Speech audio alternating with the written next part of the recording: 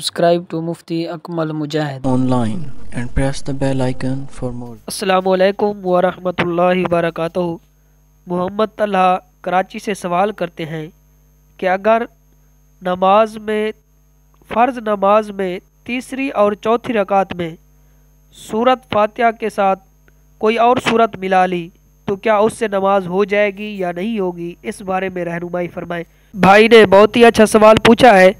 तो फ़र्ज़ की तीसरी और चौथी रकात में सूरत फातिहा के बाद कोई सूरत मिलाना कि इससे नमाज हो जाएगी या नहीं होगी, तो सूरत फातिहा के बाद सूरत नहीं मिलाना, तीसरी और चौथी रकात में सूरत ना मिलाना ये सुन्नत है।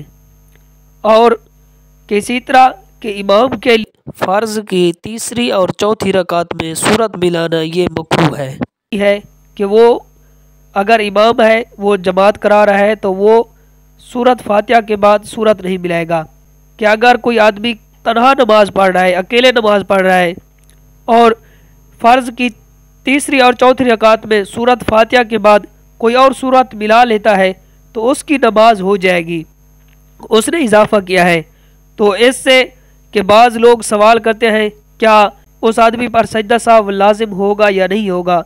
तो ये फ़र्ज़ की तीसरी और चौथी रकात में सूरत फातिहा के बाद सूरत मिला देना कि इससे कोई नमाज में वाजिब नहीं छूटा कि जैसे सजदा साहब वाजिब हो जाए।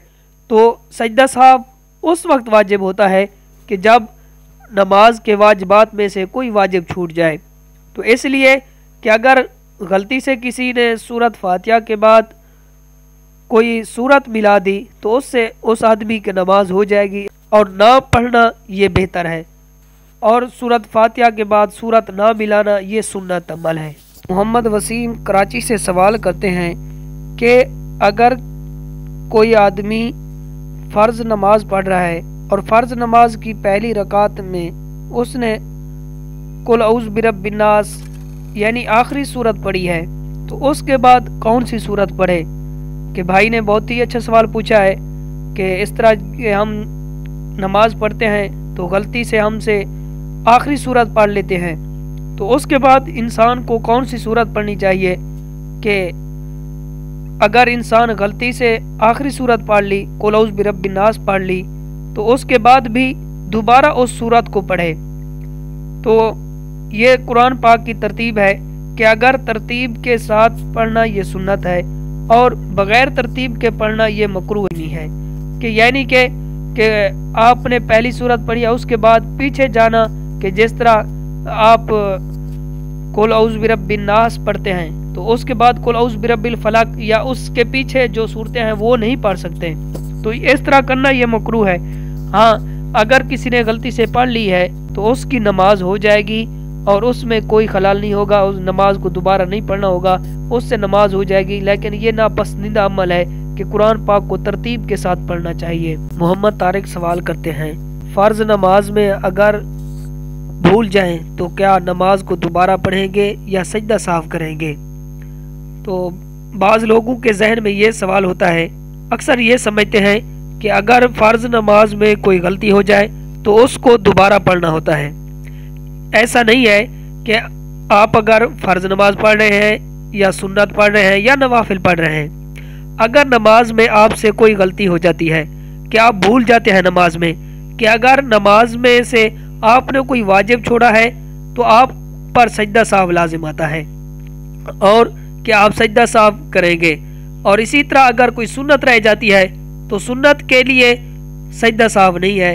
और अगर नमाज में से कोई फ़र्ज़ रह जाता है तो फ़र्ज़ रह जाने की वजह से नमाज आप दोबारा पढ़ेंगे। मोहम्मद फलक शेर ये भाई सवाल करते हैं कि अगर कोई आदमी फ़र्ज़ नमाज पढ़ रहा है और नमाज की पहली रकात में सूरत फातिहा के बाद बग़ैर सूरत के मिलाए रकू में चला गया, भूल कर वो रकू में चला गया और सूरत नहीं मिलाई और उसको रकू में भी याद नहीं है और फिर वो जब सजदे में गया तो उसको याद आई कि मैंने सूरत नहीं पढ़ी, किस तरह वो नमाज मुकम्मल करे और क्या हुक्म शरअ है।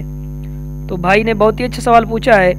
तो अगर कोई आदमी नमाज पढ़ रहा है, فرض نماز ہے تو اس کے لیے ایک علیحدہ مسئلہ ہے، سنت یا نوافل نماز ہے تو اس کے لیے علیحدہ مسئلہ ہے۔ کہ اگر کوئی انسان فرض نماز پڑھ رہا ہے کہ 4 رکعت ہیں، تو اگر وہ پہلی رکعت میں سورت فاتحہ کے بعد سورت ملانا بھول گیا ہے تو وہ تیسری رکعت میں اس کو، کیونکہ تیسری رکعت میں سورت فاتحہ ہی پڑھنی ہوتی ہے، اس کے بعد سورت نہیں ملانی ہوتی، تو وہاں وہ سورت ملا لے، اور اس کے بعد کہ جب وہ آخری قاعدہ میں جائے تو وہاں سجدہ سہو لازمی کرے، سجدہ سہو کرنے سے اس کی نماز مکمل ہو جائے گی۔ اور اسی طرح کہ اگر کوئی آدمی سنت نماز پڑھ رہا ہے تو کیونکہ سنت نماز میں تو سورت فاتحہ کے بعد ہر رکعت میں سورت ملانا لازمی ہوتا ہے، سورت فاتحہ کے بعد ہم سورت لازمی ملاتے ہیں، تو پھر کیا کرے کہ وہاں تو پھر صرف اس کے لیے وہ کہ آخری قاعدہ میں سلام سے پہلے جو ہے وہ سجدہ سہو کرے گا، اس پر سجدہ سہو لازم ہوگا، کہ وہ سجدہ سہو کرے گا، اس کی نماز مکمل ہو جائے گی۔ تو اسی طرح کہ وہ اپنی نماز کو مکمل کرے گا۔ امید کرتا ہوں کہ یہ میری باتیں آپ کو سمجھ آ گئی ہوگی۔ اللہ تعالیٰ اس پر عمل کرنے کی توفیق عطا فرمائے۔ Subscribe to Mufti Akmal Mujahid online and press the bell icon for more videos.